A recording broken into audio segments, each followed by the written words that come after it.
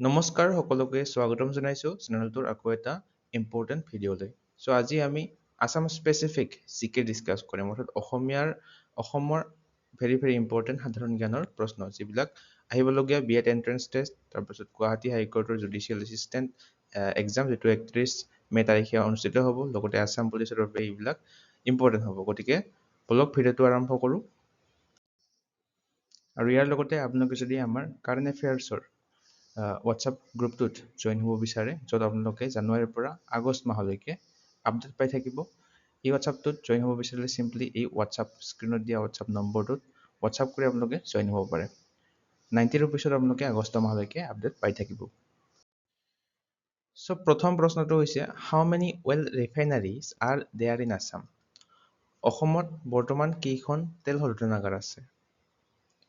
2খন, 3খন, 4খন নে 5খন? তো বৰ্তমান অসমত অইল ৰিফাইনাৰীৰ তেল শোধনাগাৰৰ সংখ্যা হৈছে 4খন। অপশ্যন চি টো ইয়াৰে শুদ্ধ হ'ব। তো কি? প্ৰথমখন হৈছে ডিগবৈ, দ্বিতীয়খন হৈছে আমাৰ গুৱাহাটী, যিখন নুনমাটি অইল ৰিফাইনাৰী বুলি কোৱা হয়। তৃতীয়খন হৈছে বঙাইগাঁও ৰিফাইনাৰী, আৰু 4 নম্বৰখন হৈছে নুমলীগড় অইল ৰিফাইনাৰী। আৰু আমি যদি ক'বলৈ যাওঁ, এই ডিগবৈ তেল শোধনাগাৰখন হৈছে এছিয়াৰ প্ৰথমখন ৰিফাইনাৰী হয়। কেতিয়া এষ্টাব্লিছ হৈছিলে? ডিগবৈ তেল শোধনাগাৰটো এষ্টাব্লিছ হৈছিলে 1901 চনত। চনটো মনত ৰাখিব। ইয়াৰ লগতে গুৱাহাটী যিখন নুমলীগড় অইল ৰিফাইনাৰী আছে, এইখন হৈছে first public sector refinery in India. তো এই নুনমাটিৰ তেল শোধনাগাৰখন এষ্টাব্লিছ হৈছিলে 1962 চনত। বঙাইগাঁও যিখন অইল ৰিফাইনাৰী আছে, সেইখন এষ্টাব্লিছ হৈছিলে 1974 চনত। লগতে নুমলীগড় অৰ্থাৎ NRL খন এষ্টাব্লিছ হৈছিলে 1993ত। নেক্সট কুৱেশ্যনটো হৈছে, what is the scientific name of Assam T? তো অসমৰ চাহৰ বৈজ্ঞানিক নামটো কি? আছাম টি। অসমৰ চাহৰ বৈজ্ঞানিক নামটো হৈছে অপশ্যন চি, কেমেলিয়া চাইনেচিছ এছামিকা ভেৰাইটেল। কেমেলিয়া চাইনেচিছ ভেৰাইটেল এছামিকা বুলিও কোৱা হয়। আৰু অসমৰ চাহ কোনে ডিস্কভাৰ কৰিছিলে? ৰবাৰ্ট ব্ৰুছে আছাম টি ডিস্কভাৰ কৰিছিলে। এইটো নিশ্চয় সকলোৱে জানে। কিমান চনত? 1823 চনত, 1823। নেক্সট কুৱেশ্যনটো হৈছে, which company discovered crude oil in Assam for the first time? তো প্ৰথমবাৰৰ বাবে অসমত কোনে খাৰুৱা তেল আৱিষ্কাৰ কৰিছিলে? তো ইয়াতে বাণিজ্যিকভাৱে সুধিছে, কোনটো সংস্থাই বাণিজ্যিকভাৱে প্ৰথমে খাৰুৱা তেল আৱিষ্কাৰ কৰিছিলে অসমত?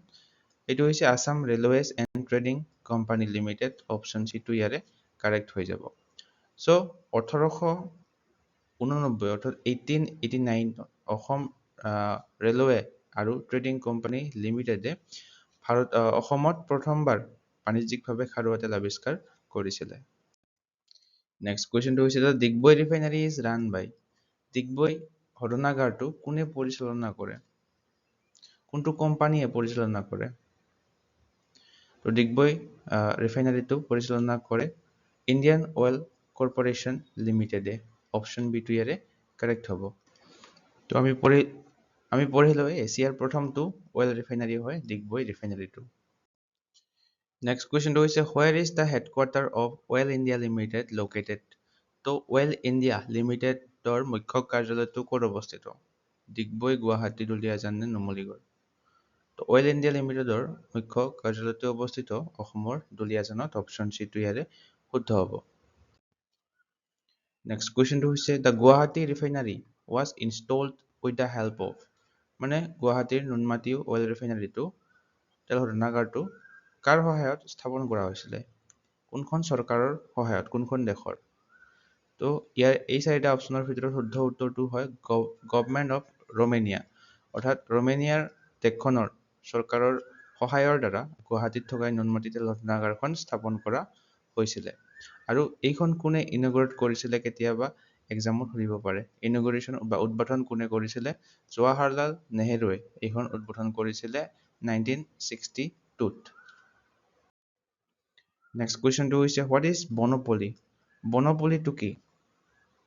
তো বনপলিটো হৈছে এক প্ৰকাৰৰ আঁহ, যিটো বঙাইগাঁও ৰিফাইনাৰীয়ে মেনুফেকচাৰ কৰিছে। তো অপশ্যন বি টো ইয়াৰে শুদ্ধ হ'ব। Trade name of polyester staple fiber. Next question to is Numaligarh Refinery Limited has commercial production from. Numaligarh ঘটনাগাৰৰ পৰা বাণিজ্যিক উৎপাদন কেতিয়াৰ পৰা আৰম্ভ হৈছিলে? তো বাণিজ্যিক উৎপাদন আৰম্ভ হৈছিলে 2000 চনৰ পৰা অক্টোবৰ মাহৰ। অপশ্যন বি টো ইয়াৰে কাৰেক্ট হৈ যাব। আৰু এইখিনিতে আপোনালোক সকলোকে এটা অনুৰোধ জনাও যে আপোনালোকে যদি আমাৰ কাৰেণ্ট এফেয়াৰ্ছৰ ভিডিঅ'বিলাক চাই আহিছে চ' আগন্তুক এনেধৰণৰ কণ্টেণ্ট পাই থাকিব বাবে প্লিজ আপোনালোকে লাইক কৰিবলৈ নাপাহৰিব। লগতে লাইক কৰাৰ পিছত আপোনালোকে এটা হাইপ বটন দেখা পাব এই কমেণ্ট ছেকশ্যনৰ ওপৰত। তো এই হাইপ বটনটো ক্লিক কৰিব। নেক্সট এটা question, which state is the largest producer of natural gas in India in 2022? 2022 চনত ভাৰতৰ সৰ্বাধিক প্ৰাকৃতিক গেছ উৎপাদনকাৰী ৰাজ্য কোনখন? তো 2026 চনলৈকে এতিয়াও আটাইতকৈ বেছি প্ৰাকৃতিক গেছ উৎপাদন কৰে আমাৰ অসম ৰাজ্যখনে। অপশ্যন চি টো ইয়াৰে কাৰেক্ট হ'ব। নেক্সট কুৱেশ্যনটো হৈছে Assam is the largest producer of crude oil among the state. তো বৰ্তমান আমাৰ অসম ৰাজ্যখন খাৰুৱা তেল উৎপাদনত ভাৰতৰ ৰাজ্যবিলাকৰ ভিতৰত স্থান কিমান? তো খাৰুৱা তেল উৎপাদনৰ ক্ষেত্ৰত ভাৰতৰ ৰাজ্যসমূহৰ ভিতৰত অসমৰ স্থান হৈছে থাৰ্ড বা তৃতীয়। অপশ্যন চি টো ইয়াৰে কাৰেক্ট হৈ যাব। তো শীৰ্ষস্থান অৰ্থাৎ প্ৰথম স্থানত আছে ৰাজস্থান ৰাজ্যখন আৰু দ্বিতীয় স্থানত আছে গুজৰাট ৰাজ্যখন। নেক্সট কুৱেশ্যনটো হৈছে ইন টাৰ্মছ অফ GDP অৰ্থাৎ gross domestic product what is the rank of Assam among the state of Assam? মুঠ ঘৰুৱা উৎপাদন বা GDPৰ হিচাপত ভাৰতৰ ৰাজ্যসমূহৰ ভিতৰত অসমৰ স্থান কিমান? তো মুঠ ঘৰুৱা উৎপাদনৰ হিচাপত অসমৰ স্থান হৈছে বৰ্তমান 17তম। অপশ্যন এ কাৰেক্ট হৈ যাব ইয়াতে। আৰু ইয়াৰে এটা ইম্পৰ্টেণ্ট পইণ্ট মনত ৰাখিব, আমাৰ অসম ৰাজ্যখন হৈছে বৰ্তমান largest economy in the north east India অৰ্থাৎ উত্তৰ পূব ভাৰততকৈ লাৰ্জেষ্ট ইকনমি হোৱা ৰাজ্য। নেক্সট কুৱেশ্যনটো হৈছে which is the largest T producing state in India? ভাৰতৰ সৰ্ববৃহৎ চাহ উৎপাদনকাৰী ৰাজ্য হৈছে আমাৰ অসমখন। সকলোৱে নিশ্চয় এইটো জানে। নেক্সট কুৱেশ্যনটো হৈছে how many types of tea are produced in Assam? তো অসমত কেই প্ৰকাৰৰ চাহ উৎপাদন কৰা হয়?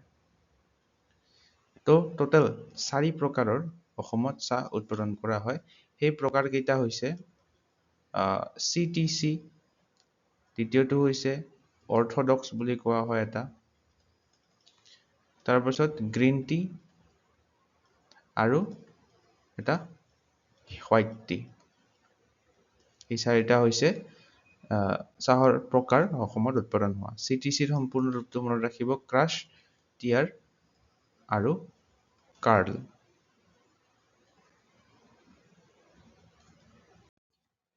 নেক্সট কুৱেশ্যনটো হৈছে which is the largest coal field of Assam? অসমৰ সৰ্ববৃহৎ কয়লা ক্ষেত্ৰ কোনখন? নাজিৰা, মাকুম, জয়পুৰ নে মিকিৰ পাহাৰ কয়লা ক্ষেত্ৰ? তো আটাইতকৈ বৃহৎ কয়লা ক্ষেত্ৰখন হৈছে অসমৰ মাকুম কোল ফিল্ড। অপশ্যন বি টো ইয়াৰে শুদ্ধ হ'ব। তো কেতিয়াবা এক্সামত সুধিছে অসমৰ সৰ্ববৃহৎ কয়লা ক্ষেত্ৰ মাকুম কয়লা ক্ষেত্ৰখন কোনখন জিলাত অৱস্থিত?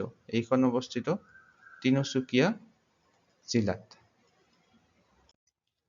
নেক্সট কুৱেশ্যনটো হৈছে ক্ষমতাৰ ফালৰ পৰা অসমৰ সৰ্ববৃহৎ তেল শোধনাগাৰ কোনটো?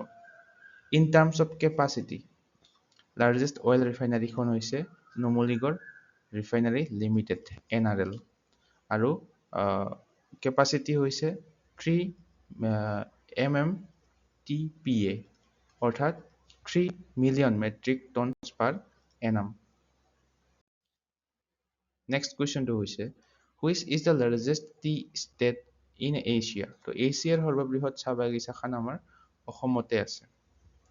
এছিয়াৰ সৰ্ববৃহৎ চাহ বাগিচা হৈছে অপশ্যন এ টো মোনাবাৰী টি ইষ্টেট অৰ্থাৎ মোনাবাৰী চাহ বাগিচাখন। আৰু এইখন কোনখন জিলাত আছে আপোনালোকে কমেণ্টত জনাব। মোনাবাৰী চাহ বাগিচাখন ক'ত অৱস্থিত, মানে কোনখন জিলাত? নেক্সট কুৱেশ্যনটো হৈছে how many national parks are there in Assam? অসমত বৰ্তমান কেইখন ৰাষ্ট্ৰীয় উদ্যান আছে? তো 2025 চনলৈকে অসমত টোটেল ৰাষ্ট্ৰীয় উদ্যান আছিলে 7খন, কিন্তু 2025 চনত আৰু এখন এড কৰা হৈছে। তো বৰ্তমান হৈ যাব 8খন টোটেল ৰাষ্ট্ৰীয় উদ্যানৰ সংখ্যা অসমত। তো অসম বৰ্তমান তৃতীয় স্থানত আছে ৰাষ্ট্ৰীয় উদ্যানৰ সংখ্যাৰ ক্ষেত্ৰত ভাৰতৰ ৰাজ্যসমূহৰ ভিতৰত। শীৰ্ষ স্থানত আছে মধ্যপ্ৰদেশ ৰাজ্যখন। মধ্যপ্ৰদেশত 11খন টোটেল ৰাষ্ট্ৰীয় উদ্যান আছে। নেক্সট কুৱেশ্যনটো হৈছে which is the 8th national park of Assam. তো এইখন আপোনালোকে কমেণ্টত জনাবচোন এই চাৰিটা অপশ্যনৰ কোনটো হয়। নেক্সট কুৱেশ্যনটো হৈছে how many wildlife sanctuaries are there in Assam. বৰ্তমান অসমত কেইখন অভয়াৰণ্য আছে। তো বৰ্তমান 2026 চনৰ এই মে' মাহলৈকে অভয়াৰণ্যৰ সংখ্যা হৈছে 18খন। অপশ্যন চি ইয়াৰে শুদ্ধ হ'ব। নেক্সট কুৱেশ্যনটো হৈছে which is the biggest wild life sanctuary in Assam. অসমৰ সৰ্ববৃহৎ অভয়াৰণ্য কোনখন। অসমৰ সৰ্ববৃহৎ অভয়াৰণ্যখন হৈছে মাৰাত লংৰি ৱাইল্ড লাইফ চেংচুৱেৰী, যিখন ক'ত অৱস্থিত, কাৰ্বি আংলং ডিষ্ট্ৰিক্টত অৱস্থিত। নেক্সট এতিয়া সুধিছে টাইগাৰ ৰিজাৰ্ভ কেইখন আছে অসমত। অসমত কেইটা বেঘ্ৰ প্ৰকল্প আছে।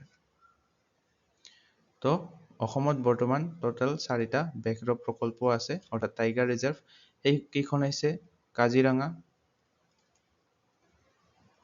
দ্বিতীয়খন হৈছে মানাস, তৃতীয়খন হৈছে নামেৰি আৰু চতুৰ্থখন হৈছে ওৰাং বেঘ্ৰ প্ৰকল্প। নেক্সট কুৱেশ্যনটো হৈছে how many elephant reserves are there in Assam. তো হাতী সংৰক্ষিত বনাঞ্চল কেইখন আছে। অসমত বৰ্তমান এলিফেণ্ট ৰিজাৰ্ভৰ সংখ্যা হৈছে 5খন। অপশ্যন চি টো ইয়াৰে শুদ্ধ হ'ব। আৰু সেই কেইখন হৈছে শোণিতপুৰ, তাৰপিছত দিহিং পাটকাই, কাজিৰঙা, কাৰ্বি আংলং হাতী সংৰক্ষিত বনাঞ্চল, লগতে ধনচিৰি, লাংডিং হাতী সংৰক্ষিত বনাঞ্চল, আৰু শেষৰখন হৈছে Chirang Ripu elephant reserves. Next কুৱেশ্যনটো হৈছে how many biosphere reserve are there in Assam. অসমত কেইটা জৈৱ মণ্ডল সংৰক্ষিত বনাঞ্চল আছে। তো বায়'স্ফিয়াৰ ৰিজাৰ্ভৰ সংখ্যা হৈছে 2টা, আৰু সেই 2টা হৈছে মানাস এখন আৰু দ্বিতীয়খন হৈছে ডিব্ৰু চৈখোৱা। তো দুখনৰ নাম মনত ৰাখিব। Next which is the only Ramsar site in Assam. অসমৰ একমাত্ৰ ৰামচাৰ চাইট, নিশ্চয় এইটো সকলোৱে জানে। এইটো কেতিয়া ৰামচাৰ চাইট হিচাপে ঘোষণা কৰা হৈছিলে, এইটো হৈছে দীপৰ বিল, আমি জানো অপশ্যন চি। তো এইটো ৰামচাৰ চাইট হিচাপে ঘোষণা কৰা হৈছিলে 2002 চনত। চনটো মনত ৰাখিব। নেক্সট কুৱেশ্যনটো হৈছে how many UNESCO world heritage site are there in Assam. তো অসমত বৰ্তমান কেইটা বিশ্ব ঐতিহ্য ক্ষেত্ৰ আছে। তো বৰ্তমান বিশ্ব ঐতিহ্য ক্ষেত্ৰৰ সংখ্যা হৈছে 3টা। 2024 চনলৈকে 2টা আছিলে, 2024 চনত আৰু এটা এড কৰা হৈছে। তো সেই 3খন ৱৰ্ল্ড হেৰিটেজ চাইটৰ নাম হৈছে প্ৰথমখন কাজিৰঙা নেশ্যনেল পাৰ্ক, এইখন হৈছে প্ৰথমখন ৱৰ্ল্ড হেৰিটেজ চাইট। 1985 চনত বিশ্ব ঐতিহ্য ক্ষেত্ৰ হিচাপে ঘোষণা কৰিছিলে ইউনেস্কোৱে। মানাস ৱাইল্ড লাইফ চেংচুৱেৰী, এইখনকো 1985 চনতে বিশ্ব ঐতিহ্য ক্ষেত্ৰ হিচাপে ঘোষণা কৰিছিলে। আৰু 2024 চনত শেহতীয়াকৈ চৰাইদেউ মৈদামছ, যি আহোমসকলৰ মাউণ্ট বুৰিল ছিষ্টেম হয়, এই মৈদামছখনক ঐতিহ্য ক্ষেত্ৰ হিচাপে ঘোষণা কৰিছিলে 2024 চনত। তো এইটো হৈছে শেষৰটো কুৱেশ্যন। ইয়াৰে এনচাৰটো আপোনালোকে কমেণ্টত জনাব। Which is the smallest national park in Assam. অসমৰ আটাইতকৈ সৰু ৰাষ্ট্ৰীয় উদ্যান কোনখন। ওৰাং, ৰাইমনা, দিহিং পাটকাই, নামেৰি, এই 4খনৰ কোনটো শুদ্ধ হয় আপোনালোকে কমেণ্ট কৰি জনাব। চ' ইয়াৰ লগতে আপোনালোকে যদি আমাৰ আছাম কাৰেণ্ট এফেয়াৰ্ছ লগতে নেশ্যনেল ইণ্টাৰনেশ্যনেল কাৰেণ্ট এফেয়াৰ্ছৰ কণ্টেণ্টখিনি ল'ব বিচাৰে, এইখন হৈছে আছাম স্পেচিফিক কাৰেণ্ট এফেয়াৰ্ছৰ বুকলেটখন। আৰু এইখন হৈছে ইণ্টাৰনেশ্যনেল নেশ্যনেল কাৰেণ্ট এফেয়াৰ্ছৰ বুকলেটখন। 2000ৰো অধিক MCQ অলৰেডি ইনক্লুড কৰা হৈছে। মান্থলি কাৰেণ্ট এফেয়াৰ্ছবিলাকো পাব, লগতে টপিক ৱাইজ কাৰেণ্ট এফেয়াৰ্ছবিলাকো পাব। এইখিনি কণ্টেণ্টখিনি আপোনালোকে চাই ল'ব পাৰে। হোৱাটছআপ গ্ৰুপত নেক্সট আপডেটবিলাক পাব। চিম্পলি এই হোৱাটছআপ নম্বৰটো আপোনালোকে হোৱাটছআপ কৰিব PDF খন ল'বলৈ। চ' ভিডিঅ'টো চাই কেনে পালে আপোনালোকে কমেণ্ট ছেকশ্যনত জনাবলৈ নাপাহৰিব। লগতে কাৰ কাৰ এক্সাম নেক্সট দিনকেইটা আছে আপোনালোকে কমেণ্টত জনাবলৈ নাপাহৰিব। ভিডিঅ'টো চাই যদি ভাল পায় লাইক এটা কৰি দিব, আৰু লাইক কৰাৰ পিছত এটা হাইপ বটন আপোনালোকে দেখা পায়, সেই হাইপ বটনটো প্লিজ ক্লিক কৰি দিব আগন্তুক এনেধৰণৰ পাঠ্যক্ৰমৰ বাবে কণ্টেণ্টবিলাক, আৰু আমাৰ চেনেলটো ছাবস্ক্ৰাইব কৰি ল'ব নেক্সট এক্সামবিলাকৰ ছিটবিলাকৰ ৰিভিউ পাবলৈ।